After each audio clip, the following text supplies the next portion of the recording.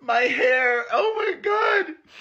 Hello, my fram. It is Perez, the queen of all media, the original influencer, world-renowned journalist, and your number one source for everything It Ends With Us saga.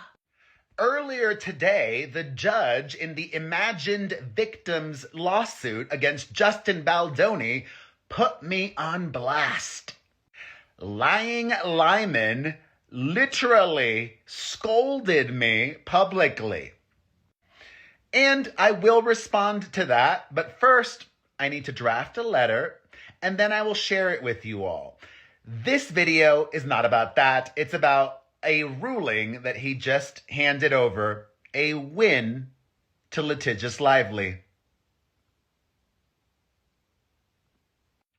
I'm a little bit of a hot mess because, oh my God, you might not even see this video today. I'm going to have to make it in chunks and hope that I can figure out how to do this with very limited Wi-Fi.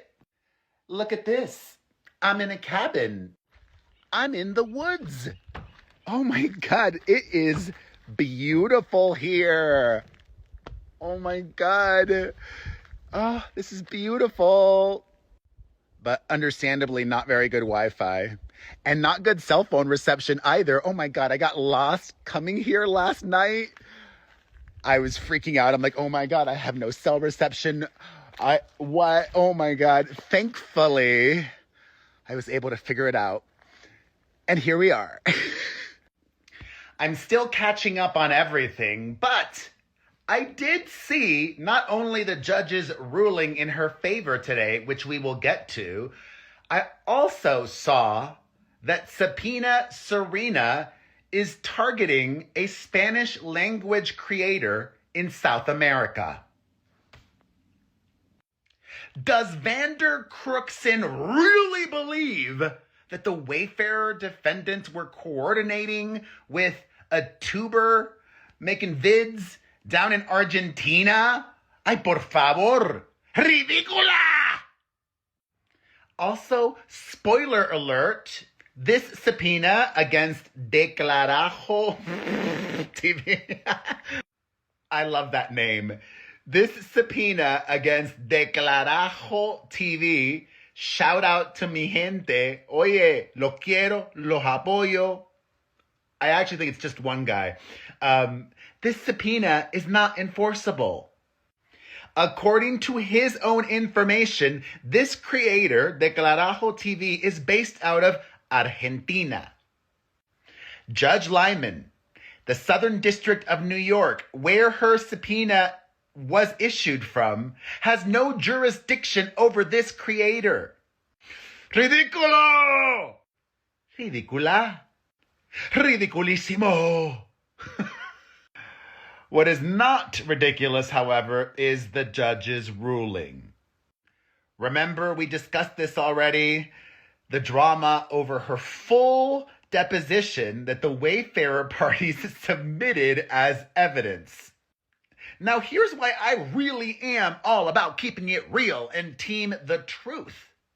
I said when discussing this with you all that was extra and unnecessary. I'm team the truth, and I call it like I see it.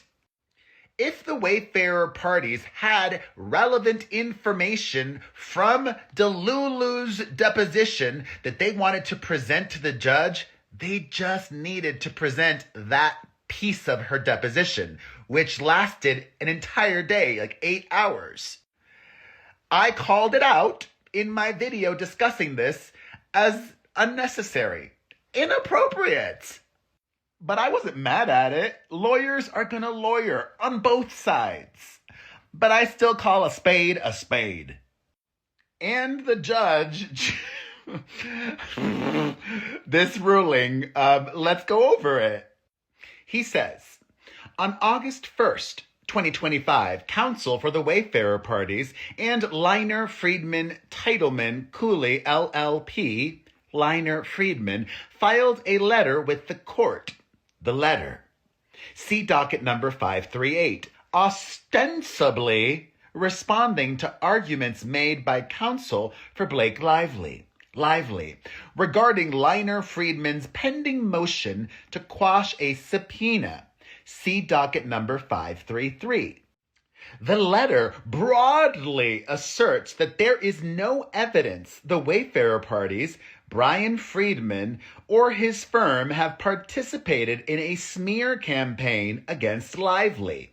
For support, the letter quotes one fragment of one sentence from Lively's deposition.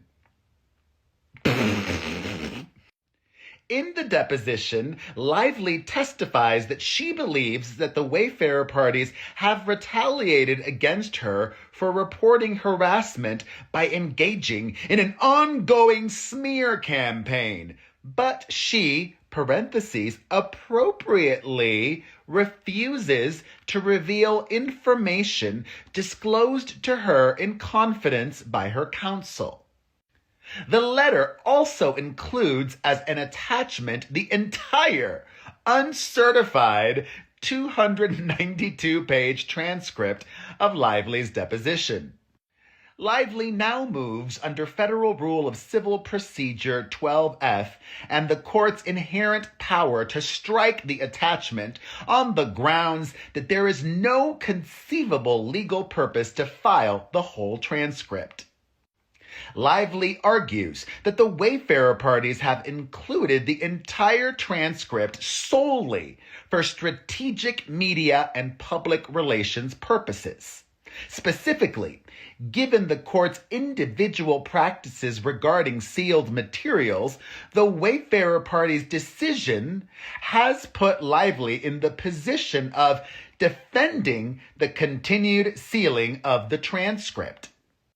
Lively contends the Wayfarer parties have done so in order to advance a false narrative that Miss Lively is afraid of her deposition testimony becoming public, which is entirely untrue. It is?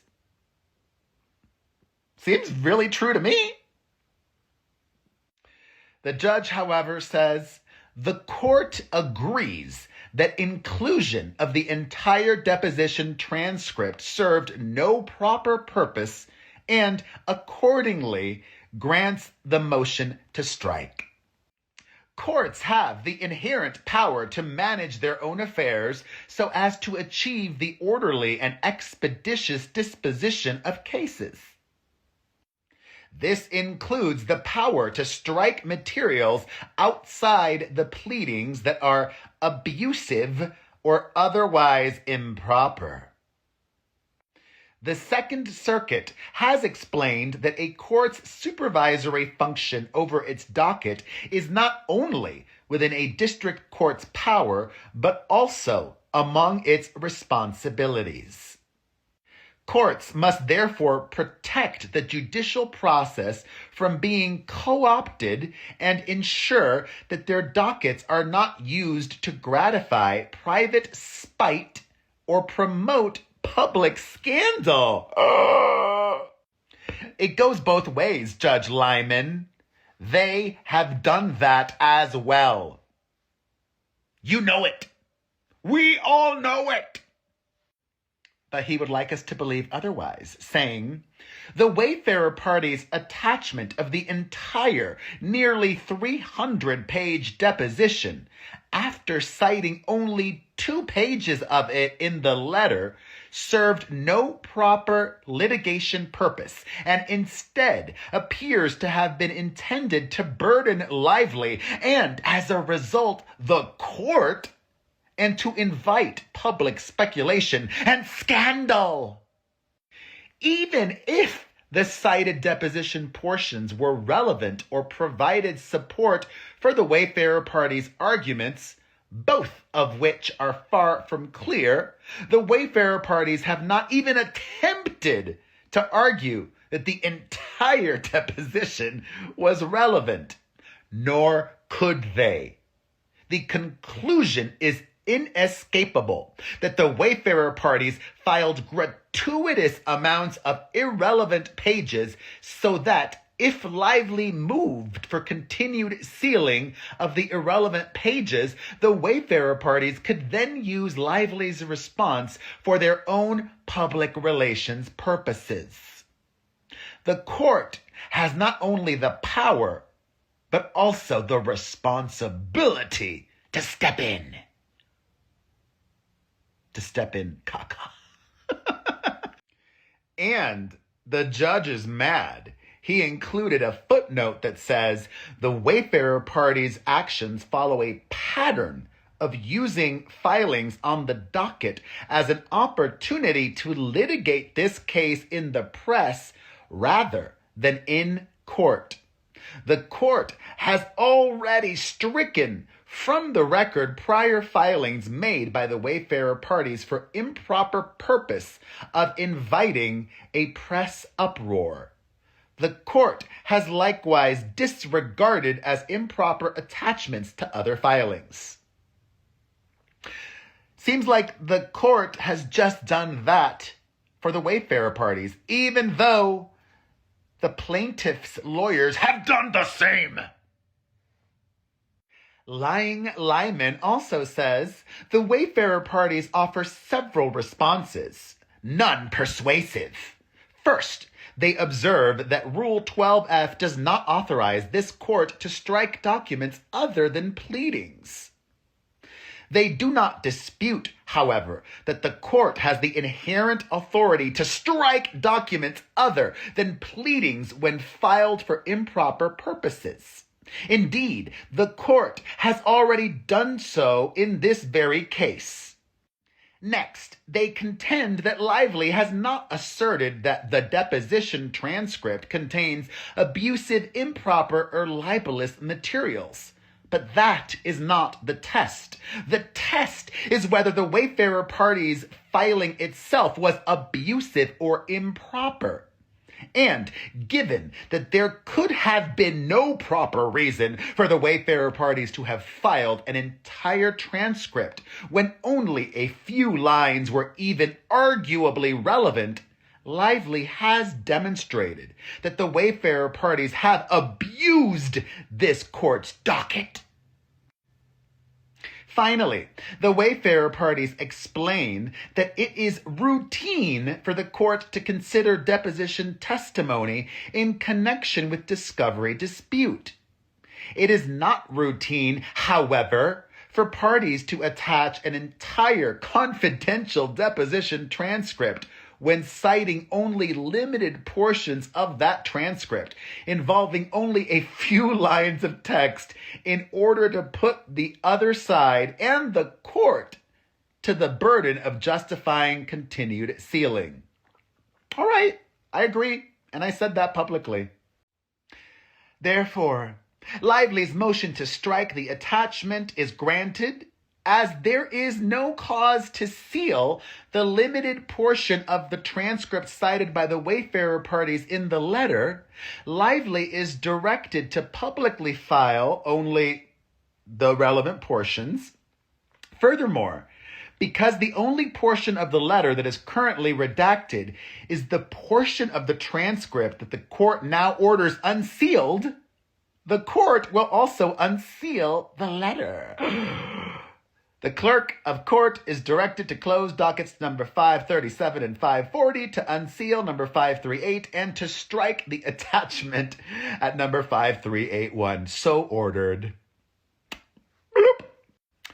And a reminder, my response to the judge's order on me is coming up. Maybe today, maybe tomorrow. But I'm going to take my time to give the right response. You better believe it. Until then, let's discuss everything in this latest ruling and anything else in the comments section. See you there.